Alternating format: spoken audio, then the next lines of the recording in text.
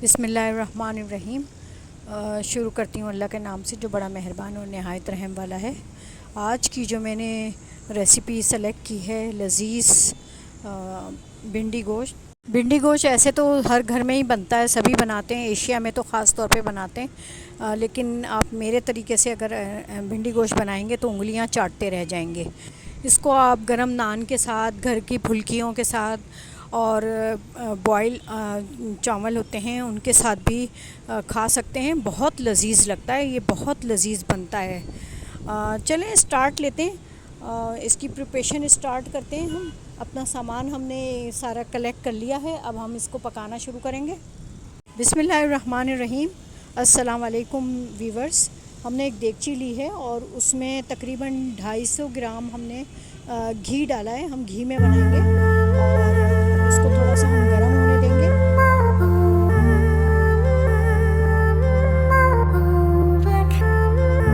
तकरीबन हमने 2 से 3 प्याज जो हैं मीडियम साइज़ की, उनको ग्राइंड कर लिया है। बिल्कुल बारीक नहीं पीसा है, थोड़ा मोटा रखा है। और अब हम इसको अच्छी तरीके से तेल के अंदर कड़कड़ाएंगे। इसकी रॉ स्मेल जो होती है, प्याज की तेज़ी जो होती है, वो ख़त्म हो जाएगी। उसके बाद हम इसके अंदर आगे की प्रिपरेशन करेंगे।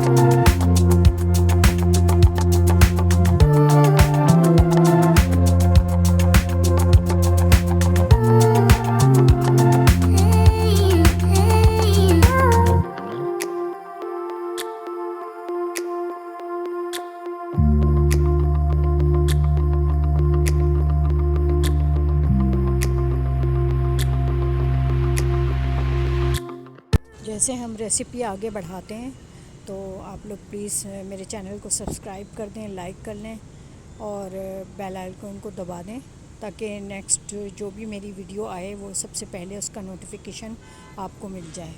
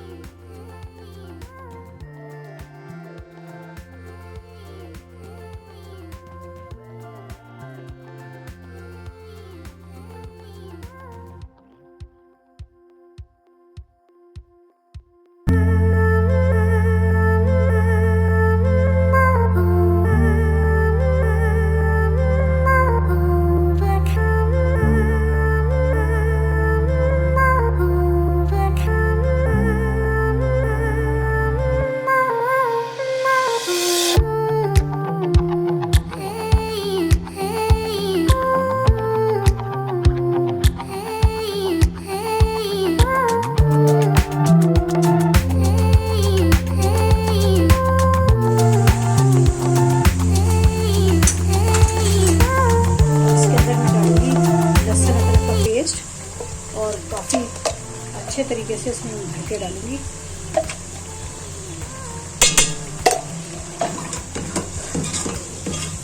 और अब मैं इसके अंदर डालूंगी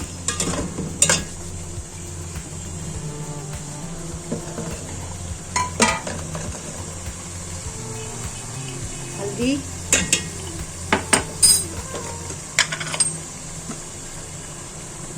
लाल मिर्च पाउडर,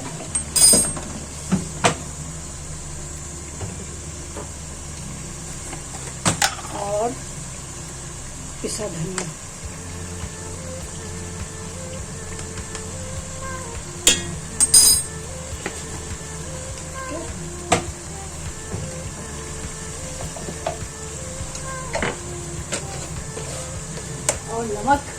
जो है मैं बाद में डालूँगी, क्योंकि गोश्त जो है सही तरह गलता नहीं है, इसीलिए मैं जो है ना आखिर में डालती हूँ।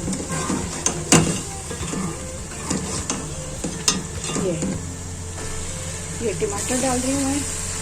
टमाटर मैंने मोटे मोटे गोल गोल काट के डाले हैं और ये डिज़ोल्व जल्दी हो जाते हैं। मैंने देखा है कि बारीक काट के डालो तो वो देर में डिज़ोल्व होते हैं और मोटे मोटे डाल दो तो वो जल्दी डिज़ोल्व हो जाते हैं। अच्छा, अब मैं इसके अंदर डालूँगी हरी मिर्चें।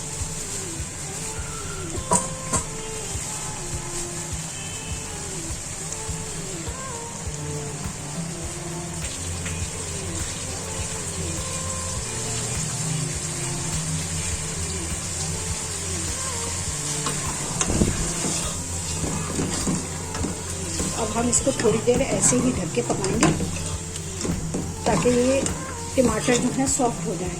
तो मैं इसमें सिर्फ हल्का सा पानी का छींटा मारूंगी।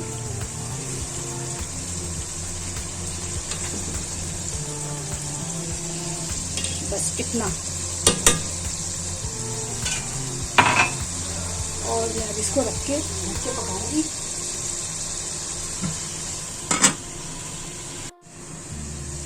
ये देखें भून चुका है। अब इसमें मैं डालूंगी ये दही।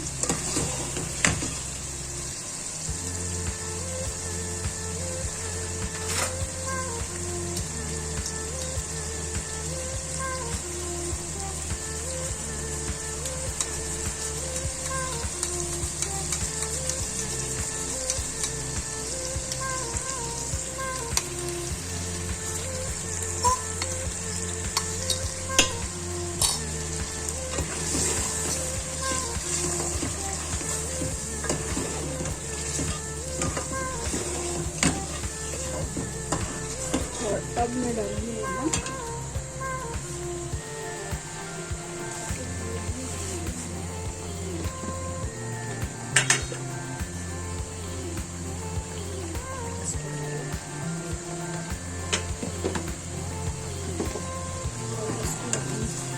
हल्की आंच पे रखने के लिए रख देंगे।